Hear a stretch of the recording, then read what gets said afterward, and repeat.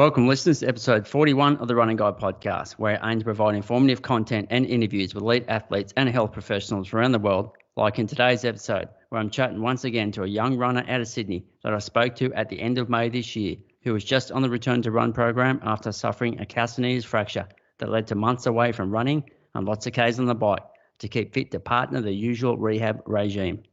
6 months ago, we chatted about his desire to run a debut marathon and pick up an Aussie singlet or two next year.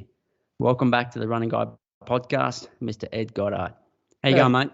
I'm very good, very good. Thanks for having me. Fine running on Sunday, mate. Look, we're going to open up that discussion further. How's your thoughts on the result now after a couple of days to digest it? Honestly, like a lot of emotions about Sunday, I guess. I guess the marathon as well sort of drags that out of you. It's sort of a big physical experience, and I feel like it's a big mental experience too. So bittersweet. Obviously, I'm proud of how I ran, and I really had fun, and I enjoyed the race. I just wish I could have closed it out a little bit better when my legs sort of cramped up. I've never really felt anything like it, where usually in a 10K or a 5K on the track, you can sort of will yourself through, but it was hard in the marathon. Like, honestly, you go from running like low 3-minute Ks to like who knows what, and just trying to lift your legs as high as they go. So I just wish even a K later, I think would have made a huge difference. That's running, and I'm keen to do another one.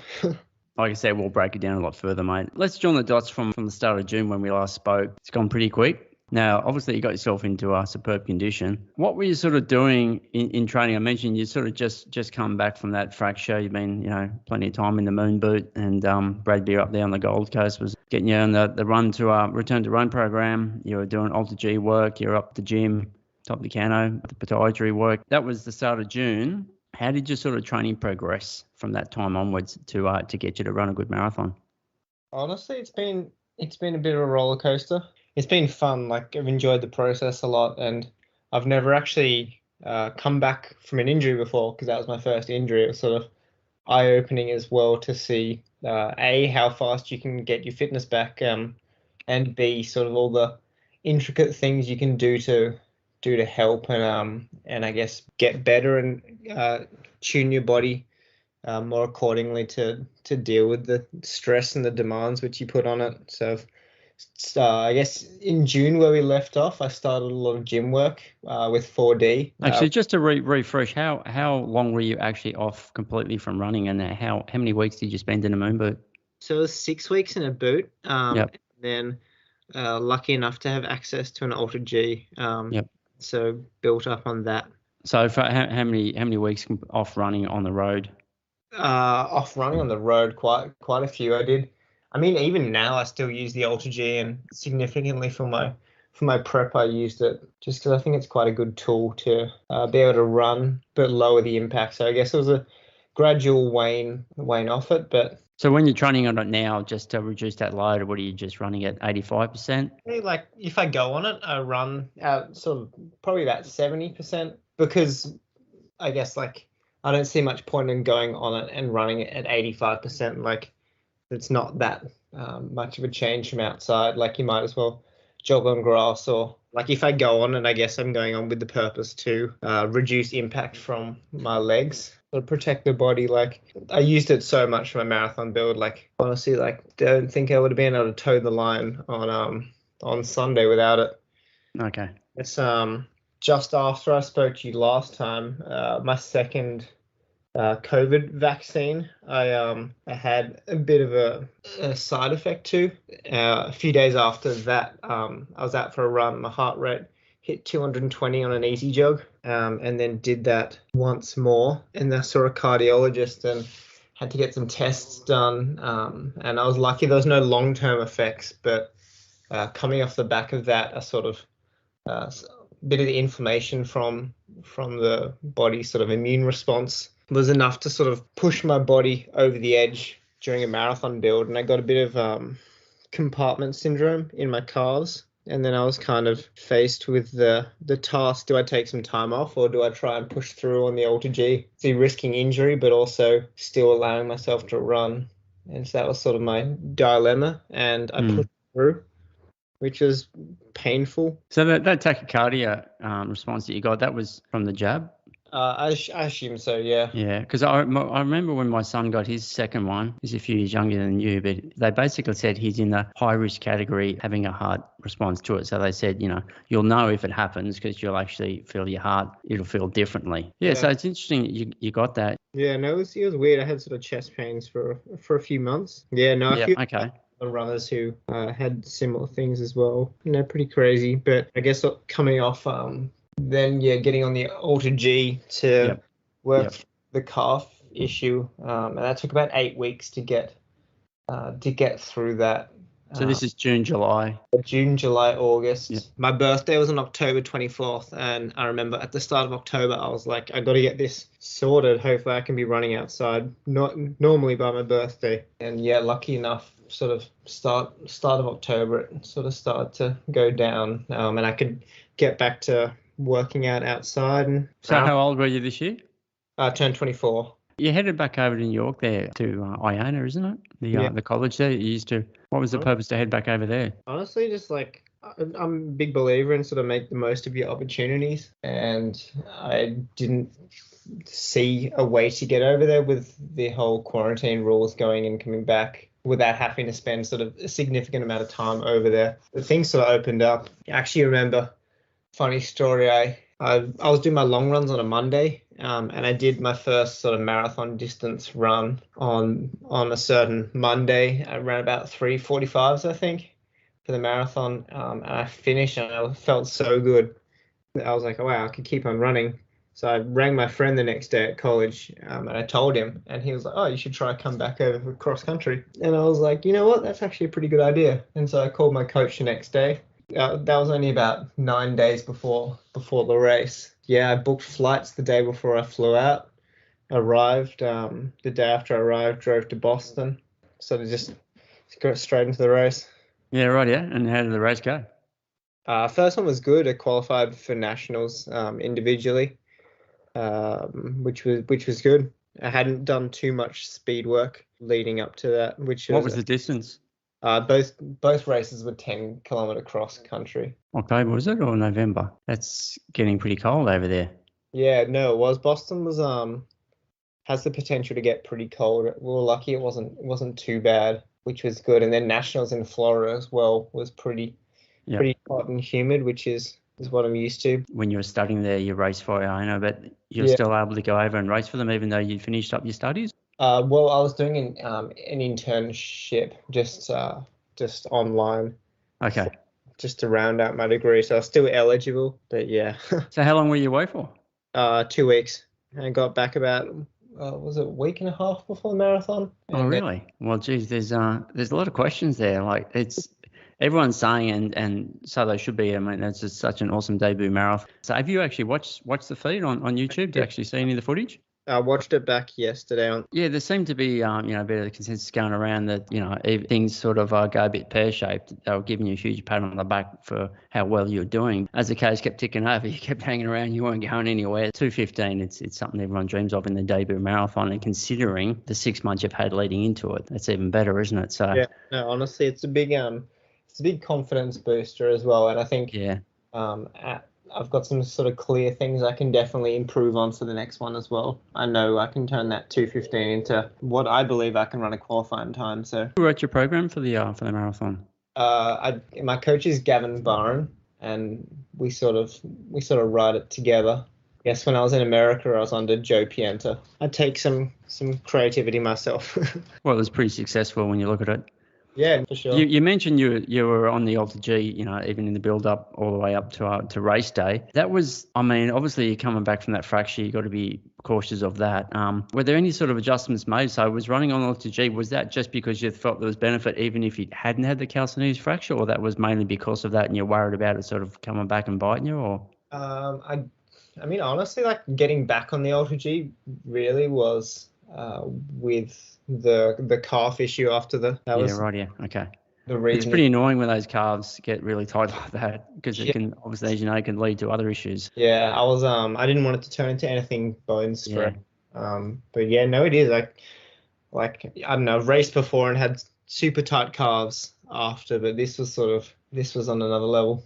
Feel like they're going to pop out through the skin. Yeah. So was Brad still helping you in the latter periods of your program and the rehab? Yeah, no, Brad's been super helpful. Yep. Brad Beer, he was really good. And honestly, like, I like to sort of include as many people as I can, I guess, in my network as well, just because it's super helpful. Like, so working with Brad, working with 4D and my physio Ken, working with Jess Rothwell, nutritionist, working with all my sponsors, and sort of you get this sort of support network around you where you've got people holding your interests at heart, and I feel like that's super valuable. And that's sort of my advice as well to up and coming runners or people wanting to take running more seriously. It's sort of build your support network, because those are the people that sort of have your best interest at heart, and they're the ones who are going to help you through the tough periods. Yeah. I was going to add that in if you didn't, but yeah, obviously, yeah, certainly when things aren't going right, they're the people you rely on, and it certainly shows, how much faith they have in you when they're still, got your back when things aren't going well. Honestly, yeah. Yeah, I noticed you weren't racing in the usual gold IONA singlet on the weekend, wearing that Asics singlet. Is that a bit of a sponsor you picked up? Yeah, so I signed with Asics probably in about August, I'd say. Unreal. Which they've been really good, especially with their new the Meta Speed Sky, the marathon shoe. It's great. And I think that's kind of the deal breaker these days as well. Like, as good as any brand sort of daily trainers and joggers can be, you got to have that top end racing shoe. So I'm glad I've been working with Asics, because they can sort of provide me with that, which is super valuable. And you were wearing Asics shoes before that deal, weren't you? Yeah, no, I actually wore my first pair of Asics since year 6 last year. But yeah, I think they're coming out with some pretty innovative shoes, and so I'm sort of all for it. Yeah, the dude's racing, the dude's trainer, always, that's all I used to just, rotate around in. What about the bike riding? You got pretty heavy into that with the heel, no good. Did you maintain that, or did you jump on the bike every now and then for a bit of cross training or fitness, or you just stepped right away from it? So basically, with the Ultra G, and even when I was finished on the Ultra G and sort of rotating it around through sort of October, November, I started trialing this thing where I wouldn't double, I would do sort of a long run most mornings. So say I'd run 2 hours probably 4 or 5 times a week, and then I'd have maybe one run would be an hour 45 and one run would be 90 minutes, and that'd be about 200k a week. And so that's all in single runs, so just 7 runs a week. And so in the afternoons I'd head out on the bike most days as a bit of an afternoon sort of training flush out, and just a bit of fun as well. Like, I really enjoy cycling. I think it's a good hobby as well. Like, you can get pretty fit doing it, but as well, like, it's a whole different world. And I guess when I did get injured, I was pretty heavily into trying to cycle as many Ks as I wanted to a week, and got into some sort of time trial kind of things and met lots of different people. And I guess sort of just want to keep that community and keep cycling, even though I'm running a lot of mileage. It's nice to still be able to get on the bike. Yeah, no, definitely. No, I think it sort of complements the running as well. And like you said, it's a bit of a flush out at the end of the day. Yeah, no, honestly. Yeah, it's good transport. You get to see some cool stuff when you're on a pedally. Yeah, I bought 2 bikes this year as well. So. Yeah, because you were mainly doing it on a gravel bike, weren't you? Yeah, gravel bike. And then I bought a Scott foil a few months ago, maybe in October, November. Yeah. Wait, is that like a time trial carbon frame, or is that just a road frame, or? An aero road frame. Yeah. Okay. Cool. It's pretty cool. So I wouldn't be doing it justice if I didn't take it out for a ride. That was some pretty solid days then. So what was the actual biggest week of training? I mean, obviously, what would you consider your block for that? Well, let's start the question. How long ago did you decide to run Melbourne Marathon? Honestly, probably in August, I'd say. Yep. I remember my coach ringing me and trying to talk me into it, and I was like, "Oh, no way!" Like, things weren't going well, yeah. And then he twisted my arm, and I'm glad he did, because it was a great experience.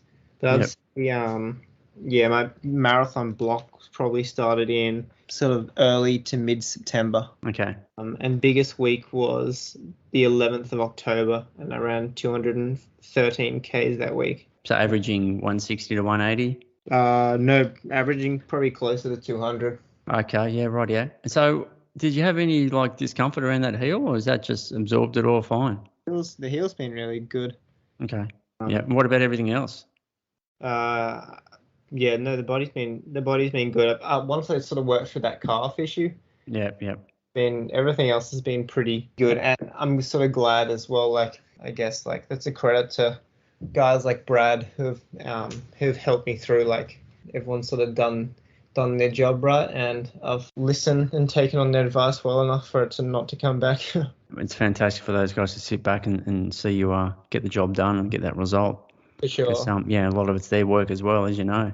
Yeah. And I think that's the thing as well. Like, you have these people in your support network, and I guess they don't want to just be people you only speak to when you've got something broken, sort of effort into you. Like, they want to be on the journey with you. It's good to sort of include them in everything, because like they're not just good sounding boards when you are injured. They're always like full of advice, which is good. Definitely. I think you mentioned that last time we spoke, and there's definitely a great way to think, mate. It's a great attitude. So taper, I mean, really, you just went overseas, raced, and came back and just cruise for a few days, or? So I guess my taper started when I went to America. I ran 195 Ks, I think, the week before I went. And then in America, I ran, I think, about 140 and about 125 Ks the 2 weeks I was over there. Came back and ran 190 Ks the week. How much? I mean, 200K weeks is pretty solid. How much is that step up from what you were doing, you know, when you were running tracks and that? I mean, I've always liked the higher mileage, but I think the big difference is now I'm sort of my body's strong enough to handle it with all the gym I've been doing. Yeah. And I think I've been taking things like recovery, nutrition, physio, massage, stuff like that. I've been taking it a little bit more seriously. So I've been getting through it, not sort of depleting myself, sort of scraping through training. I've been doing it and also feeling pretty fresh as well, which has been good. I've been doing some good workouts too, which is sort of how you know, like, if you can do good workouts and feel super fresh doing that, you sort of know that your body's absorbing it well. Yeah, exactly. Yeah, when the motivation gets down and you're dragging your feet every day, you know something's not right. Do you keep an eye on your bloods? I do. I'm sort of due for another blood test. I didn't want to get one just before the marathon because I thought anything's wrong, but if anything was wrong, you just don't want. You can work against you. They say you're low on iron or something, and you think, oh, you know, that's why I feel like crap. So, no, you're right. Yeah. Definitely not a good idea for their head. Yeah. The other thing with Ultra G, like, all right, I feel like I banged on a lot about that, but it's sort of nice as well, like, even sort of like as recovery week as well, just to get on that a bit more. Like, you can still run sort of higher mileage, but like you can run at a lower body weight or lower intensity. And I mean, I'm someone who likes running. Other people probably want that recovery week. I'm lucky. I've got use of one, and I was using one. Yeah, when I tore my calf, I don't know, about a year ago or something. I haven't ran for 5 months now because a couple of fractured bones in my foot. But I was thinking the same time, the same thing, that once I get back to normal running, I'm still going to come back and do some workouts on this for all those reasons that you mentioned. And I'm surprised more people don't do it. Maybe they haven't been on it. Maybe they don't realise it. But yeah, I reckon it would be great because, you know, sometimes, you got these magic shoes in. Yeah, you can go and do some hard, solid interval works and your calves and legs do pull up a little bit better. But Ultra G even better. You know what I mean? Like, you could, especially for someone, I mean, I don't do high mileage, but someone who's doing double runs a day and has to absorb a lot of these more high stressful sessions, you know, taking a bit of body weight off and doing them on the Ultra G is just such a big insurance plan for that risk factor. And like you said, coming into a major or a marathon, you know you're really burning things on both ends, and you think, you know, that next session could be the breaking point. Doing it on the Ultra G is that insurance plan, isn't it? Absolutely. And I guess it's all about how you perceive running, like, as a whole. I sort of see running as not just fitness. I see running as like a skill. Like, as much as you have to be fit to run a marathon, you have to be mentally strong enough to spend two and a bit hours or more running on your feet. You have to be skillful enough to be able to hold a good form and run certain Ks, and you sort of have to have that headspace and mentality where when you do get into a race and you know what you're expecting your body to do, you just sort of have to almost get into that Zen state in a race where you just start ticking out Ks, and you tell yourself that this is what I've been training to do, and then you sort of set and forget and go as well. To do that first time usually takes a while to get them right. We're going to start breaking down the race in a sec. Were you sort of feeling nervous in the days leading in? What sort of may happen and how your body would sort of deal with running, quick for over 2 hours? Or were you just more excited and confident that you were going to do it? Honestly, I wasn't too stressed about the marathon distance, because I know like a lot of people do tell you, the marathon's super hard, like you're going to start hurting at 30 Ks, and the rest is just mental. And then people tell you horror stories, or you see people sort of race in world champs and capitulate, or DNF and stuff. And there's a lot of that like around the distance where it's almost people speak sort of fearfully. But I think going into my first one, it was sort of nice because it was almost like ignorance is bliss. I didn't have any sort of prior experience of racing that distance, and so I sort of went into it pretty chilled. I mean, the most sort of stressful thing in my head, or not even stressful, is just like knowing you have to run 42 Ks pretty fast. Things can obviously go wrong, but like, yeah, if you've been training it well enough, yeah, I think you can believe in yourself, and I think that's a good headspace to be in. Did you have some people do, so I'll just ask the question. Did you have a certain workout or session that you did that was close to, the duration and the speed that you were going to have to do in the marathon? You thought, yeah, I'm right. I think yeah. I'm good to go. I did. I had two actually. So when I went over to America, that was kind of the kick I needed, because I'd done one training session with Tom DeCanto, and that was the only time I've done a workout with someone since I broke my foot. And that was prior to heading over to America. In America, got two sort of intense races. But actually, so after National Cross Country, the day after, we flew back to New York, and Asics had asked me if I could do their virtual Ekiden. So I had to do a virtual 5K, and I was pretty fatigued after two flights the day before, and obviously racing the day before that. So I sort of had a bit of a sleep in, rolled up to the track at about 9:30 in the morning, and did a 5K in 14:14. And then before the 5K, I'd done 2x200. And so I did 2x200. I did the 5K in 14:14. I took 2 minutes off. And then I did 2x1K, 2x800, and a 600. And then I did 2x200. And that was about bit over 10 Ks worth of work. And I felt really good doing that. And so I was like, wow, if I can run comfortably, like sub 3, only 2 days after racing, like must be pretty fit. Do you put a lot of that down to that volume?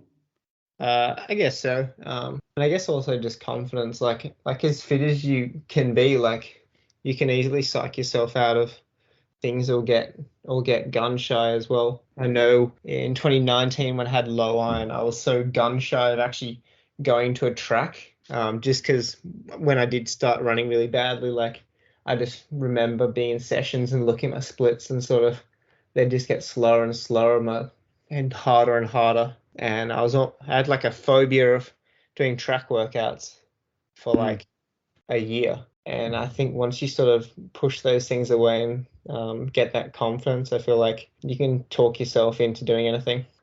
All right, race day, did you sort of have any plans or sort of times that you sort of wanted to hit?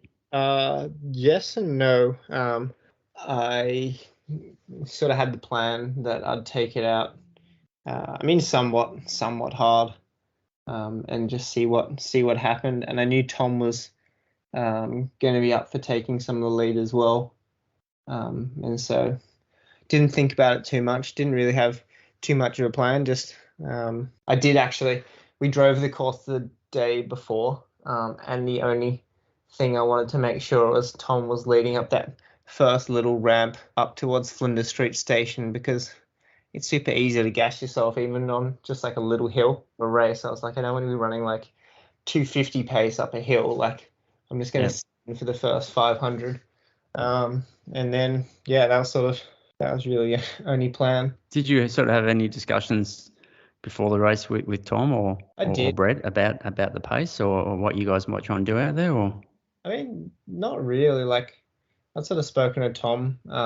Obviously, like best case scenario would have been we ran like a little bit quicker and got qualifiers or close to, but that was always going to be super hard to do in Melbourne. So I don't put any pressure on ourselves, acknowledging what we both wanted to get out of the race. How would you rate the weather? No, it was pretty good. It was no complaints with that. I was actually the only thing which I handled pretty well was I was wearing sunglasses. Wouldn't have been wanting to stare into that direct sun going along the beach for 20 Ks. I think it's pretty draining. But yeah, apart from it being sunny, it was pretty good. What about your nutrition plan? Did you sort of stick to it, and what was it? Honestly, like I had a really good nutrition plan. I planned that with Jess Rothwell, but the race was sort of like a series of unfortunate events. Honestly, like during the race, I sort of tried not to let them get on top of me, and I kind of just rolled with it. But basically, I had 3 drinks which I put into the drink stations, and so I had Morton and I had caffeinated gel strapped to each drink. I put them in, but the drink stations that actually put the drinks in buckets on the sides of the road. If I wanted to get my drink, I would have had to stop running, go across to the drink station like 10 meters off the side of the road, like sort through the buckets and find my drink. You're kidding. Oh my God. So they didn't do a separate elites table. That was the elites table, but they were still in buckets. What? That was a stuff up. Yeah, clearly. I think so. But so actually the only hydration I had was I had Tom's leftovers, which was not much at all, because rightly so, he'd drunk most of the bottle. So I had 3 sips of water from Tom's bottle, and at about 36 Ks I got a gel, but I didn't have any water with it, and sort of by that stage it's sort of hard to get it down without water, and so I just had 2 tiny bites and then had to ditch it. So that's definitely something I'd want to get down pat for next race, with actually being able to get fuel stores on board, because I'm sure more fueled and had I sort of got things like salts and electrolytes into my body, I'm sure I wouldn't have been cramping up in the last mile. Like I'm sure that would have. Definitely. It's disappointing that happens at such a big event. For sure. Those things should be checked. You know what I mean? That should be on top of the list. That's the thing. It's like, I mean, it would be easy to sort of get down and what if, and at the end of the day, you can't change anything. So it's dwelling on it. I guess it's just ensuring for next time. But apart from that, the clock on the lead car switched off after about 8 minutes, I think. And my GPS, I borrowed my mum's watch because I lost mine. And it said I was running 6-minute Ks. I ran most of the marathon, not knowing what pace I was running. Yeah, were you asking Tom, what are we doing? What was that split? I was just running. I sort of to feel, and I mean, that was fine. And it was kind of like, once we sort of got through the half marathon sort of 25 Ks, and we were still a pack of 4, I knew it was not going to be a sort of grind the others into the ground. I knew it was going to be more it was going to take some surges. All came in the latter half. Yeah, I was going to ask, like during the first half or 30K, were there any times that you sort of felt uncomfortable and a little bit, questioning whether you could go the distance? Or was it the opposite, where you maybe thought of, should I actually put in a bit of a surge here, or was it just stay with these guys and wait for the surges to come? Like, what was your mindset? Honestly, that's pretty good. I know at about 24 Ks, Tom was like, "Oh, do you want me to lead?" And I was like, "Oh, no, it's actually fine. Like, I'm sort of pretty happy leading, just because I don't know, I kind of like running at the front, and I was sort of in a groove, just sort of trying to ling along. And so I sort of led a bit more, and then let him lead. I put in a little surge, which the live stream missed, but that was when we dropped from dropped Abiri. Okay, yeah, we didn't see when he disappeared. Yeah, so I put a bit of a surge on going into Fitzroy Street, and then Brett put a bit of a surge in at about 33 Ks. But honestly, like, until the 10, I just remember thinking, like, damn, the marathon's not actually that, like, hard. Like, I thought it was gonna be a lot more challenging. I was kind of just like enjoying the fact that I could sort of, I don't know, it was a pace I was very familiar with, that sort of like tempo pace, and I'm sort of comfortable running in that. And so until sort of my legs started to break down, like aerobically, I felt pretty good. No, It was awesome to have that live stream. I stumbled across it, and it was awesome to have it. But there was a little bit all over the place. So sometimes things were about to happen, and then they go to an ad, and obviously the girls. We didn't see much of the girls. Sure. We saw that, the closing stages of the half, which was good. So there's a lot we didn't see. There was a climb up past the shrine there, and I think Tom was on the front, and then that was shortly after that he sort of dropped off the back, and I think maybe that climb stung his legs a little bit. Would that be right? Yeah, I think the uphill sort of stung him. There was a little bit of a surge going down Domain Road, I think it's called. Then there was a short little uphill, which I felt pretty good getting up, but just by the time I got to the bottom of the downhill, like my legs just got super beaten up by just that downhill running. Also, another thing the live stream missed, which would have been kind of funny to watch. I put my foot down one of those drains. Oh no. That 14 Ks and rolled my ankle. And then when it comes back to live stream, you can see Tom and I having a bit of banter about that. It was a bit of deja vu, mate. It was to the day, one day out exactly a year ago, when you guys were out the front in the Launceston half, mate, and you guys all finished in the same finishing order. Did that sort of come, when you're, out there, with Tom and Brett again, you're thinking, hang on, we just did this a year ago, and I'm going to change the positions that we finished back then. But did that race actually come back to you? I mean, a little bit. I think the first time it sort of did hit me, I was like, I had assumed there was just going to be three of us out the front. And so when the fourth guy was there, it was sort of, I feel like in a race, you can let things become stressful, or you can just roll with it. Because like, had there been three people, it was like, okay, well, there is three of us, obviously we're racing each other, but we're also, if we get to the finish line, like guaranteed to get a decent payday as well. So having that fourth guy, and it's sort of a Russian roulette kind of style. I mean, obviously, like, it would have been nice to turn the tables a little bit, but I mean, Brett and Tom, like, I look up to them both like a lot. Like, they're both at the top of their game. Obviously, like, it'd be nice to beat them, but like, I'm not too fussed either. Like, I know my time will come. Yeah, we certainly duelled with them for pretty much the whole way, mate. So it was a superb effort. I had a look again at the coverage a couple of hours ago, and I was just had to remember exactly where it started to break up. And as I mentioned, Tom sort of dropped off the back there after that Shrine Hill, and then there was a stage there where you sort of picked up a drink and you chucked your sunnies to look like just a marshal on the side of the road. And it was at that time, it was on a slight incline at that time, where Brett sort of, I don't know whether he sort of took advantage of the situation and saw that you sort of lost your rhythm mucking around with that stuff, or whether he was just putting a bit of an effort regardless. But that's when he pulled away and went on to win the race. So can you remember that moment? Yeah, so 2 Ks to go.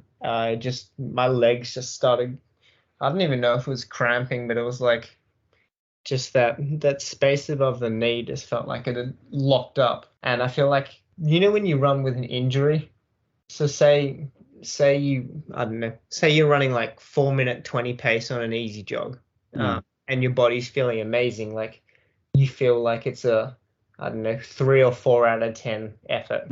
Like say you're running with an injury or say you're sore, that 3 or 4 out of 10, like even though you're running the same pace, feels like a 5 or 6.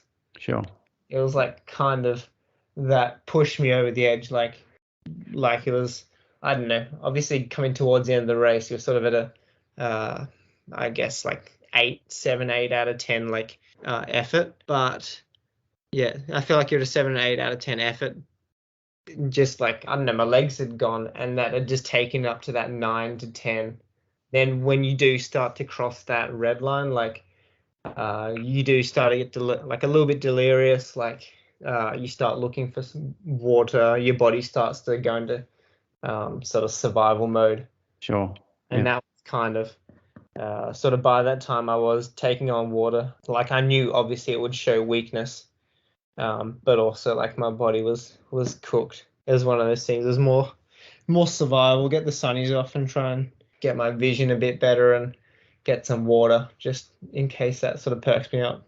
And then when you sort of looked up 10 meters on, you thought he's gone. Like the way you were feeling, you thought, yep, that's it. Yeah, I mean, like say it was in a road 5K or 10K, you can always will yourself on, but I just couldn't get my legs moving faster than they could. I thought Tom would take a little bit more time to come up to me if he was going to, but he came around me probably with about K to go, maybe a bit over. And I think Brett was hurting as well because I could see Brett looking around a lot. And I was just like, bro, I'm not going to catch you. Like, you don't have to look around. Like, my legs aren't moving back here. Like, you got this. Don't worry. He must have been in a bit of strife because I know Tom was only sort of 8 seconds behind him at the end. So I think we're all in the wars. It was showing, mate, definitely. I mean, as you know, Brett's sort of been hindered with those abdominal regions sort of cramping in recent marathons, and obviously it was a hell of a lot better on Sunday. I had to go back and recheck it because I just wanted to confirm what I saw. It was basically just as you were passing a Fed square there with, I don't know, 1,500, 2K to go, and he started to sort of briefly poke around the front of his rib cage. Yeah. And I sort of thought, oh no, surely not, surely not. And I think it was I think he just had to do just enough to finish. I think he was hurting, and he kept looking over his shoulder. I thought, I just want to do the minimal just to finish first. But yeah, Tom was charging home.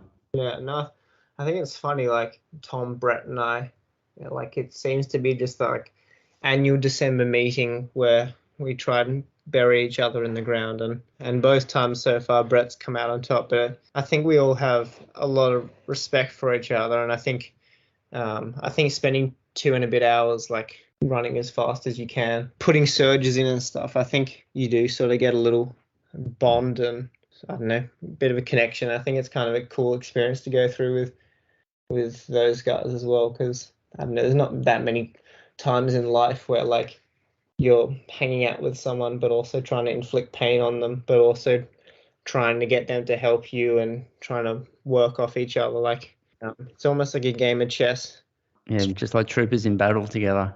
Literally. For the same cause. Yeah. No, it was great to watch, mate. It really was. Got some bigger goals for next year. Such as, let's talk about that. Have you picked out a marathon in the first quarter of next year, maybe in Japan or a big major, or what are you thinking? Got a few on the cards. But it's just and so is it hard? Is it hard to get into them, or? I mean, I'm not too sure. I got a bit of help. So February I will be racing a marathon somewhere in the world. Yeah. Okay. Or which exact one? But so yeah, February race a marathon. In March I've got World Uni Cross Country. Okay. Yeah. Where are they? In Portugal. Oh wow, awesome. Have you been over that side before? Not to Portugal, no. And it's kind of like, I mean, it's not like the biggest major but also like, I mean, it's a great opportunity to like travel with your mates and race in a country you wouldn't usually go to. And like the competition will be really good over there too. Yeah. What month's that? In March. Okay. Yep. So they're kind of the goals. I mean, ideally I'd have run a qualifier in February, and so I won't have to chase that anymore. Yeah, it's a pretty, I don't know, what is that, 8-week turnaround or something? It's pretty quick, isn't it? Yeah, I mean, my body feels pretty good. Like, Yeah. I jogged every day since the race. Yeah, and I mean, the first day I was a little bit sore. I mean, yesterday and today I felt pretty good. And so I don't think I need too long to get until I get back to things. I enjoy your Christmas, mate. Have a few extra beers. Come on. I'm sure Brett can chat you a beer.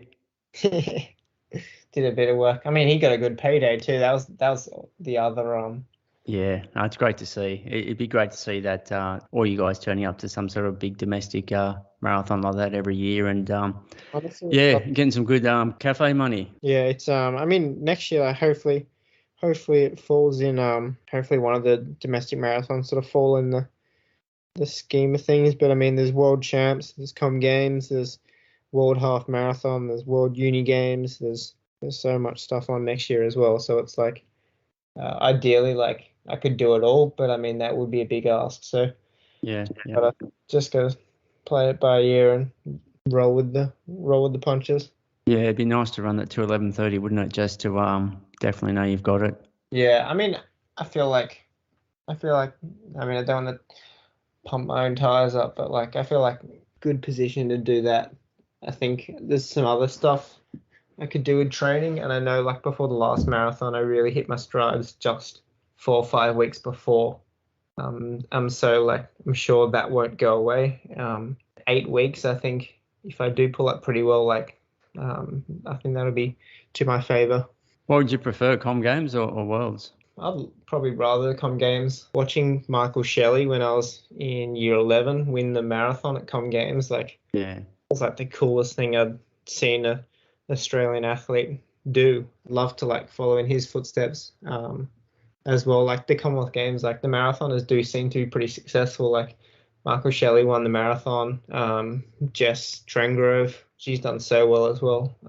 And so I think it'd be fun to be competitive in a major marathon because the world champs, I mean, like, I don't know, Australian marathoners have been less successful at. I think it'd be nice to sort of do the Com Games, which every 2 years, and then have a crack at the Worlds in Hungary next year. And World Cross, what's happening with that? Is that being canned again for Bathurst next year, or? I think it's in 2023 now. I remember seeing something a long time ago, but I've forgotten what the details were.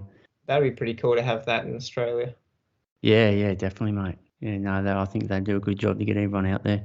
I mean, they had the right idea last time, having all the other family events and community type events, and just to draw the crowds out there, which is a great idea. Make it a big festival, like a week-long carnival. For sure. No, it would be cool. I think Zatopek in January as well. Okay, yeah. Will be a good, I don't know, be a good showing of Australian talent at the moment because I think everyone will be rocking up to that in pretty good shape. Yeah. Interesting to see what happens with that, whether there's a pacer again or whether it's tactical or Anything else on the track? not too much. No, I think that'll be enough for now. Right, we're going to finish up in a sec, but what would you do differently now from what you learned from that last marathon and the build-up? What are you going to do differently leading into the Feb one? Are you going to just keep rolling what you know, or? I think I'm going to keep rolling with what I know. I think I felt pretty good during the race. Like, honestly, like I felt pretty fresh and like, I don't know, when you're running along and you feel like you're invincible. One of those feelings. I mean, obviously, like I know the pace will be faster, so it could be completely different. But like, I feel like I did pretty well and like worked out a good plan with my coach. And I mean, you talked about the last mile. How much time did you drop? Because I was looking at the Strava and there's not too much difference there. Well, no, because my watch was my mother's. Yeah. I got Tom to Strava tag me. Oh, right. And so my last mile would have been the difference between that, which would have been probably about a 350 4-minute K. Oh, really? Got that slow? Yeah, I'd say. I mean, and probably like a 320 the K before that. So I probably lost about 70, 80 seconds, I'd say. But yeah, I mean, if I get drinks in next time, I'm sure that'll take a bit of time off as well. Yeah, I guess the only thing I would sort of change, I think always, I think being faster and having that bigger pace differential between like your threshold pace and your marathon pace would be handy. If I was a little bit more comfortable running at, I don't know, 255s for I don't know, 10Ks than I am now, I think that'll come into come in to help me a lot. Yeah, I was doing a lot of threshold work, sort of 250s to 3 minutes, and probably doing about 14, 15 Ks, but maybe if I push that out to sort of 18 Ks, and sort of getting closer to that half marathon distance at threshold pace, I think that'd help a lot. No, definitely. Yeah, and they were sort of kept referring back to Brett's speed over the track 5 and 10, that pedigree, and they said he will be probably more comfortable if they all start racing for the finish line. So, and it's probably just having that extra speed in your legs, like you said. Yeah. And I guess probably getting in the gym a little bit more, and just because going to America, I sort of missed that last 2 weeks of gym. I think getting a little bit stronger in the quads, glutes and hamstrings will be helpful. Yeah. So what in the gym? You're doing free weights, you're doing machine work, you're doing like resistance band, thero bands? Honestly, a bit of everything, a bit of all three. Okay. Yeah. I mean, I didn't see much point of it before, but I've definitely had my opinion changed because I feel like you do get a lot out of it. And I know like as well, like coming off last year, like, and sort of overreaching a little bit in terms of not recovering as well as I should have been, which led to the fracture. Like I know doing things like gym helps increase testosterone, and it helps increase bone density in certain areas as well. So I think there's a lot of benefits to it. Yeah, definitely, and that even goes for your whole life. You know what I mean? Even when you're 50 and if you still run a marathon, there's still all those benefits that you just mentioned for sure. Yeah, definitely. And I always find like sometimes it's one of those sessions that you tend to drop when you're feeling tired or whatever it might be. But I always find after I've done a gym workout, I always just feel better. Like there's something about it. It's just a response where you just like a hormonal response where you go, man, I just feel good that I've done that. For sure. I want to get into Pilates as well. As soon as go to Pilates studio in Mosson, let me know. Yeah, Pilates, yoga, all that stuff helps, mate. Definitely. All right, Ed, mate, that's a wrap. Thanks again, mate, for your time. Congrats once again, mate. We're also stoked for you. I appreciate it. Hopefully get to come on post next marathon and talk from a bit of a faster experience. No, definitely going to be looking forward to that. So, obviously you got some races there, and we'll find out eventually. And all the best in the next 6 months picking up that singlet. And obviously, yeah, that 2:11:30 would be the carrot that you're chasing, I guess. Yeah, no, absolutely. I guess the process is almost as good as the outcome. Like if you don't enjoy what you're doing, like I'm sort of, I don't know, you don't get as much out of it. Like obviously, like it would be so nice to have that singlet, but it won't take anything away from the journey and getting the most out of myself. Like it's pretty crazy. Like you go to these mass participation events and like there's like 20,000 or more people running the half marathon and marathon, and it's like you don't get that in many other or any other sports, like where everyone's sort of on the same playing field. And everyone's, it doesn't matter how fast they run, they're on a big vibe, and some of the guys that are coming in last are happier than the guys that are up the front. You know what I mean? Running down St Kilda Road and having it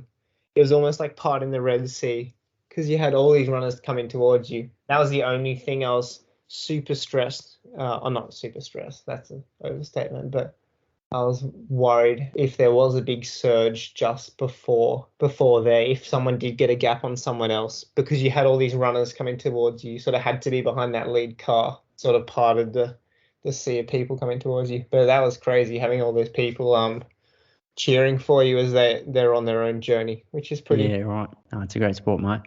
It is. Mate, it sounds like you got yourself physically and mentally in the right space. As you mentioned before, you surround yourself with a good team, mate. So that's really good. And stoked to hear you picked up some sponsors. Yeah. Certainly helps, mate. It's a lot for sure. No, that's good, mate. And characters like you and the mates that you run around with up there help building the profile of distance running, mate. So yeah, thanks again. I do. No, thank you very much. All right, mate. Look forward to talking post to 11:30, mate. Yeah, absolutely. And all the best with your recovery as well. I'm having a ball doing other things, mate. I'm finding there's other sports out there besides running, mate. So I'm all good. All right, Ed. Thanks, mate. Have a good one. Cheers, mate. Bye. Bye.